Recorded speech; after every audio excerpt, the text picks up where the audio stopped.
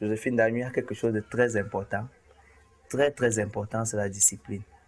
La discipline de vie et la rigueur au travail.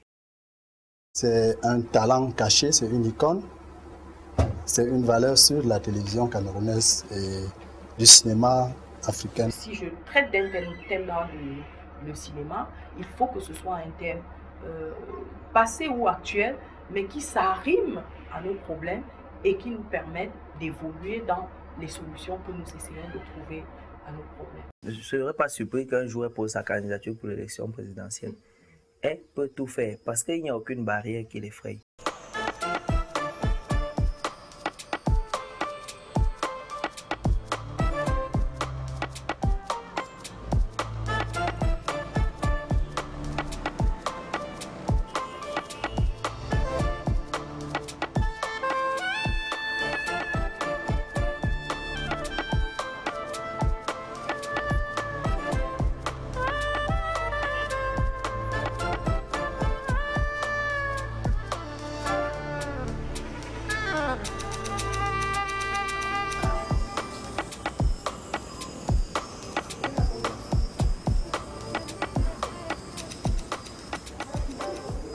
Ce qui est assez particulier dans mon cas, c'est qu'il n'y a pas eu d'ambition ou de désir réel de faire du cinéma quand j'étais par exemple au lycée. Le cinéma c'était quelque chose déjà d'assez mystérieux. Quand j'arrive en faculté de lettres, je suis plus portée vers Zola, Saussure en linguistique qu'au cinéma. Et c'est le hasard de la venue d'un ami de mon père qui me met sur le chemin du cinéma. Parce qu'il me rencontre à la maison, il me demande ce que je fais, je lui dis que je suis à l'université. Il est assez surpris parce qu'il est étonné qu'à mon jeune âge, d'après lui, parce qu'à l'époque, on avait le bac à 17 ans, je veux dire dans les années 80, quand on avait le bac à 17 ans, c'était assez inédit. Et puis il était surpris que je sois déjà à l'université. Et dans la lancée, il propose à mon père que j'aille faire des études pour la télévision et le cinéma à Paris, parce que ce sont les métiers du futur. Et on est en 84, la télévision n'existe pas encore au Cameroun. Et mon père lui dit, mais tu te rends pas compte, moi j'ai pas les moyens de payer de telles études. Bon, cet oncle-là s'en va. Et 3-4 mois plus tard, ma soeur aînée doit partir en France où elle a eu une bourse pour faire un secrétariat. Et comme elle est maladive, mon père ne veut pas qu'elle parte seule. Et il dit, mais écoute, on va voir dans quelle mesure tu peux partir avec ta soeur, faire ces fameuses études de cinéma et assister ta soeur par la même occasion.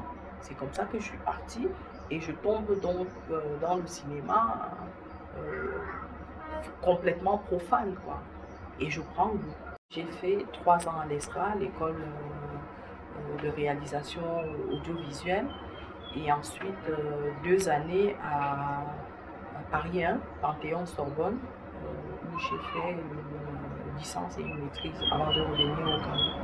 Je suis revenue en 89 avec une formation polyvalente en cinéma et une option plus précise dans la mise en scène et l'écriture de scénarios. Bon, malheureusement pour moi, on ne produit pas beaucoup de films et quelques rares films qui sont produits sont écrits ou proposés par le directeur général de l'époque. Et donc, je n'ai pas les coudées franches pour faire ce que j'ai envie de faire. Je rentre dans le moule, je m'efface un peu, je joue dans 2-3 téléfilms en fait pour me faire remarquer et me faire recruter, parce que même déjà à l'époque, c'était pas facile de se faire recruter à la télévision. Et donc, je m'efface pendant un moment et pendant tout ce temps, je suppose que ce que j'avais appris à l'école s'estompe un peu dans ma mémoire. Et c'est pratiquement 13-14 ans après que Jean-Pierre Beccolo vient me sortir de là en me disant non, tu es doué pour faire des films, tu es doué pour jouer, tu es doué pour faire du cinéma, il faut que tu viennes dans les saignantes. Et c'est comme ça qu'en renouant avec un plateau de tournage, je repris goût et je me suis dit, il ne faut pas que je foute en l'air les efforts que mon père a fournis pour me payer des études en France. Il ne faut pas que je mette tout ça entre parenthèses et que je me contente de réaliser quelques magazines et le journal télévisé à la télévision.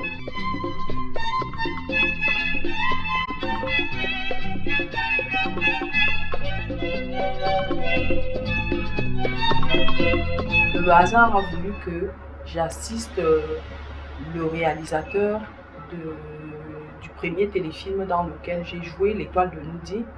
Et je peux vous dire que le résultat a dépassé mes attentes. Parce que le film a été accueilli avec tellement d'enthousiasme. Et ce rôle me colle à la peau jusqu'aujourd'hui. Parce qu'au Cameroun, quand vous dites Joséphine Dagnou, moi je crois que 70% de personnes ne savent pas de qui vous parlez. Mais si vous dites Tazibi, tous les Camerounais savent. Donc j'étais très surprise par le résultat de cette expérience devant la caméra. Et je vais vous dire, j'ai pris peur. J'ai passé pratiquement 2 ans après ces téléfilms, je ne mettais pas les pieds dans un marché. Tellement l'enthousiasme et puis les interpellations me gênaient. Donc pour moi, il n'était pas question de faire carrière comme comédien.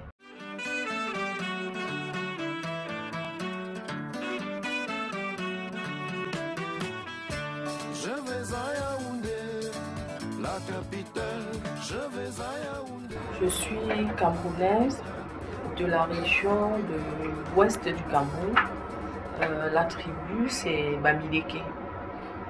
Et quand je dis l'ouest, l'ouest a une diversité qui est à l'image de l'immense diversité du Cameroun. Et je suis Bouddha à l'ouest, à la frontière entre Bamenda, le nord-ouest, la partie anglophone d'un côté, et le Noul, qui est habité par la tribu Bamou, de l'autre côté. Donc je suis entre les anglophones et les Bamou. D'où peut-être l'ouverture d'esprit naturel qui m'habite. J'ai travaillé à la CRTV et Joséphine Dagnou travaillait également. Mais curieusement, nous ne nous sommes jamais rencontrés dans un plateau. Elle était dans son domaine, elle évoluait. Moi également, j'évoluais dans mon domaine. Et celui qui m'amène à rencontrer Joséphine Dagnou, c'est un collègue à moi et qui a même participé dans le film comme chef éclairagiste, Joseph Aoulbé. Notre rencontre a lieu dans les années 2002 où je suis en stage de réalisateur à la CRTV et je suis son assistant dans une émission qu'elle réalisait à l'époque qui s'appelait Champion, un jeu télé. C'est comme ça qu'on se connaît. Et dès là, elle a commencé à m'encadrer. J'étais encore étudiant en cinéma. Et quelques années plus tard, après ma sortie de l'école, elle me dit, bon, associe-toi à mon projet. Puis voilà. C'était la première fois qu'une réalisatrice venait au devant de moi pour présenter un tel projet. Généralement, ces projets, je les avais vus avant, ce genre de projet, mais ce n'était pas des Blancs, pas des réalisateurs européens qui arrivaient. Et pour moi, ça m'a frappé de savoir qu'on pouvait avoir un talent sur place, encore plus une femme, qui pouvait déblayer ce genre de savoir. Et du coup, là, moi, j'étais mordu par vraiment la qualité de ce qu'elle présentait comme scénario. L'idée de Paris à tout prix est venue juste après le plateau des saignantes avec Beccolo, parce que voilà, le fait de renouer avec le cinéma m'a montré à quel point j'y tenais, et je suis sortie de là en me disant il faut que je fasse des films. Je suis dans une société qui connaît d'énormes mutations, et très souvent dans le sens péjoratif, négatif du terme mutation, et on ne peut pas rester les bras croisés quand on peut apporter une modeste contribution à l'évolution de sa société. Suzy, Ressaisis-toi. Je suis très abattue. Mais ce n'est pas la fin du monde. Heureusement que les 200 000 de la tontine sont encore là. Dieu merci. Lève-toi, tu pars à ton travail. On va recommencer à zéro. Paris à tout prix raconte le mal-être de la jeunesse africaine qui, faute d'emploi, faute d'espérance, reporte ses rêves sur la société occidentale, qui nous renvoie une image de bien-être à travers les médias, à travers Internet et autres. Et donc ce mal-être les oblige en quelque sorte à aller où l'herbe est plus verte. Et pour la jeune fille de Paris à tout prix, Suzy, ce sera Paris. Donc Paris, c'est son obsession et elle va tout faire jusqu'à la prostitution pour partir à Paris. Et lorsqu'elle arrivera à Paris, ce sera la désillusion. J'ai été très surpris de l'engagement que Joséphine Dagneau a mis dans ce film. Parce que dès le début, moi je lui disais, ce film-ci est trop engagé, il est un peu fort. On risque de ne pas avoir le financement parce qu'il y a certaines personnes qui vont s'opposer à ton point de vue. C'est-à-dire que ça intervient justement au moment où de plus en plus les jeunes sont refoulés aux frontières de l'Europe. Est-ce que c'est le moment d'en parler? Est-ce que tu penses que certains organismes qu'on va approcher pour le financement, elle me dit que non, elle croit à son projet et tout. Et c'est là où je me suis rendu compte que elle a mûri ce projet. C'est un projet qui sortait effectivement de ses entrailles et qu'elle a voulu porter à toutes les étapes jusqu'à, comme on va dire, la parturition de son projet. Pendant que j'écrivais, je pensais déjà à la mise en œuvre du projet. Et donc, pour moi, c'était plus facile, étant dans le milieu de la télévision, de regarder d'un peu plus près tous les collègues et les collaborateurs avec qui j'avais évolué pendant des années et de repérer ceux qui avaient un réel penchant pour le cinéma. Première option, c'est de ne pas utiliser des comédiens nationaux qui ont des populaires et tout. Elle s'est dit, je veux partir, pour la plupart avaient déjà des novices, certains qui n'ont même jamais fait dans le cinéma. Et elle a une astuce, une carte formidable, c'est qu'elle se dit, je prends les gens au vif dans la rue, dans leurs attitudes. La plupart des acteurs ont été castés dans la rue. Il y a par exemple les scènes de rue dans Paris à tout prix. Je suis allée 2 ou 3 fois dans une rue de Yaoundé où se pratique ce genre de commerce des corps. Et j'ai vu ces filles travailler la nuit. Et quand je sortais dans la journée, je regardais les filles et je me disais, celle-ci a la tête de l'emploi, même si elle ne l'est pas. Et c'est comme ça que j'en ai approché 1, 2, 3. Et j'ai choisi celle qui devait, par exemple, jouer dans cette séquence. Pour tout le reste, ça a été pratiquement la même chose. C'était un pari fou. Je me disais, pour un si grand projet, c'est un gros risque. Mais elle m'a très vite expliqué pourquoi.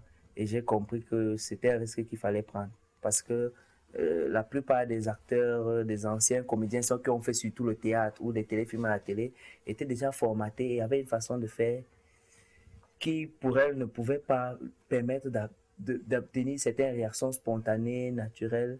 Et elle s'est dit, je préfère formater la plupart de mes acteurs. Et moi, je pense que le résultat, dans 70 à 80% des cas, était intéressant. Et tu fais quoi là? C'est une très longue histoire. On s'est fait avoir comme des idiots. Quoi? La bande que tu connais. Une vraie catastrophe. Je dois dire que la pré-production a été très importante pour nous parce que c'est une étape où on discutait beaucoup sur ce qu'elle veut faire du film, sur ce qu'elle pense des sites de tournage qu'on allait voir ensemble. Et dans tous ces endroits-là, on faisait des commentaires, ce qui nous rapprochait un peu plus dans la compréhension du film et dans la mise en place de ses idées. Elle m'a présenté son projet, je crois, 1 an avant. Et on travaillait, on avait des rencontres ici chez elle. Et parfois même, elle pouvait m'appeler dans la nuit pour me dire qu'elle a une idée qui lui passe par la tête. comment. Et à un moment, même parfois, j'étais agacé, mais à la fin, j'ai compris qu'elle savait où elle allait.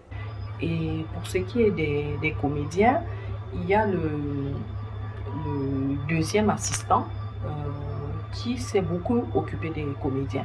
Donc il travaillait avec les comédiens longtemps avant qu'on arrive à la scène. Elle est très exigeante. Et à la limite même, elle est, je peux dire, elle est imperturbable. Elle est têtue.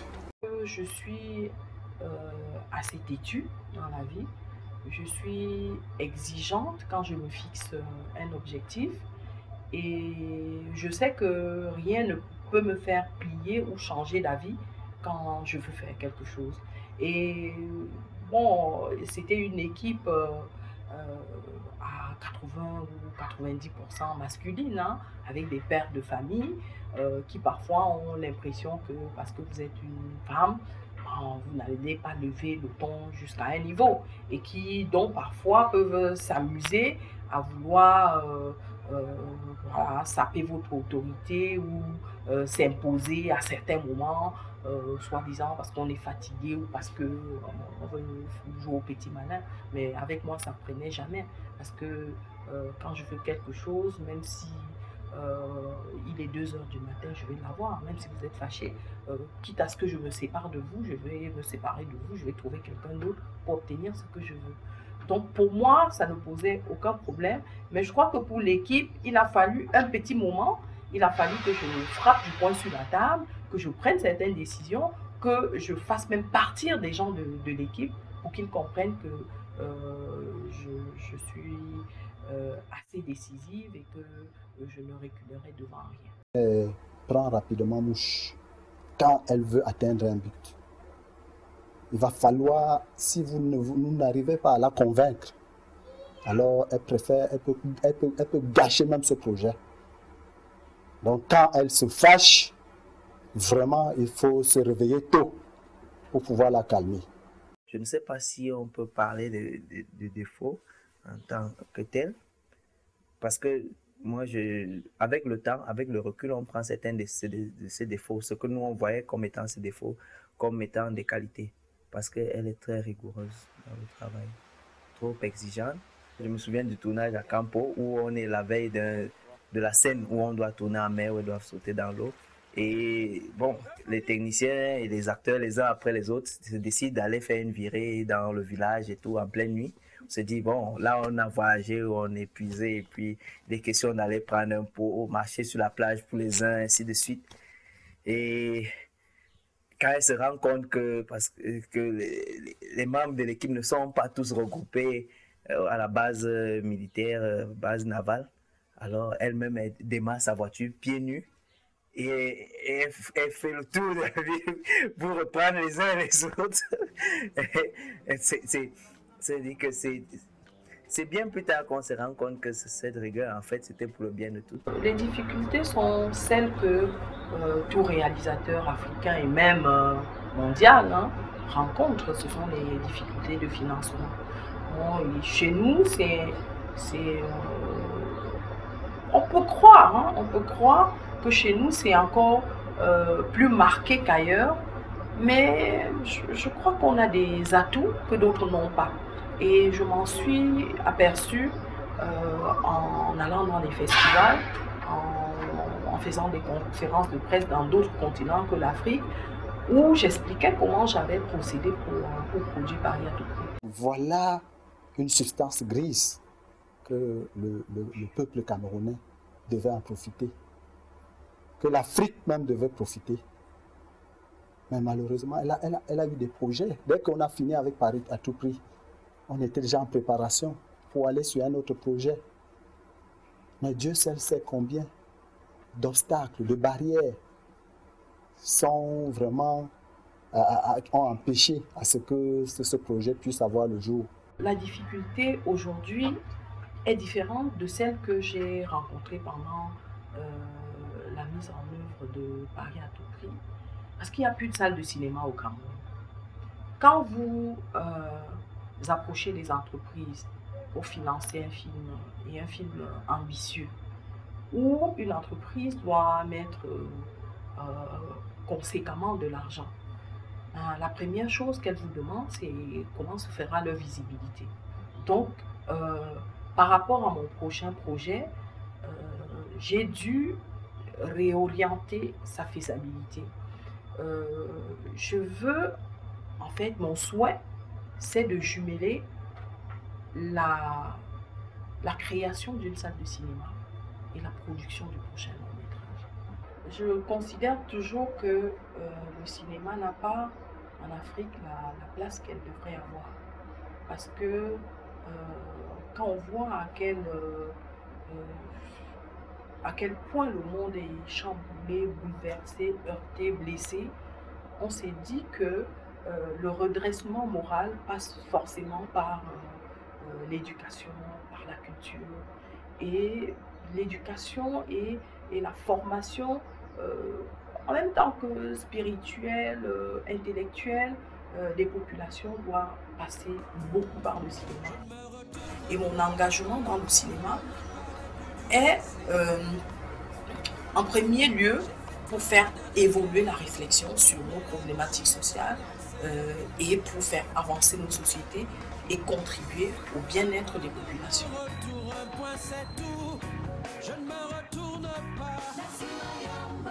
Être femme dans notre société aujourd'hui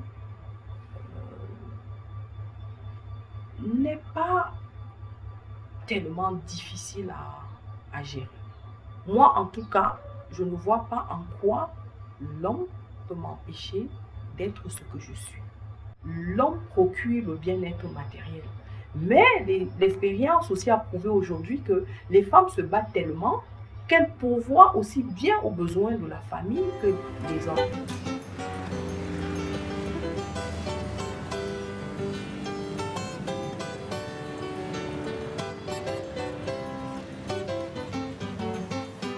Je suis également de ceux qui pensent que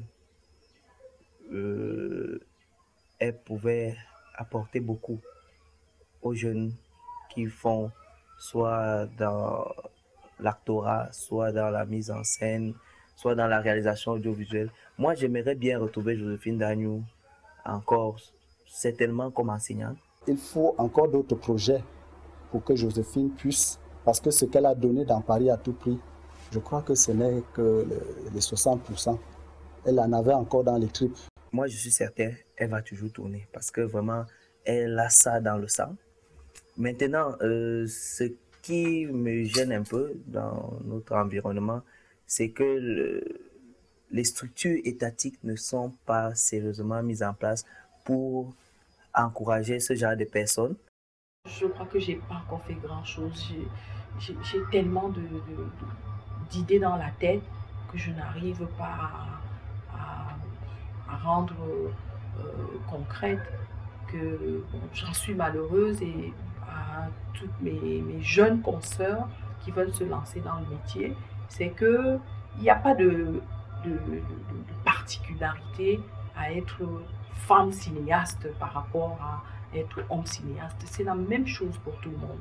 Parfois on se dit oui, parce que c'est une femme c'est plus difficile. Non, moi à ce niveau-là, je crois que je n'ai pas eu de difficultés particulières parce que j'étais une femme. Non, non, pas du tout.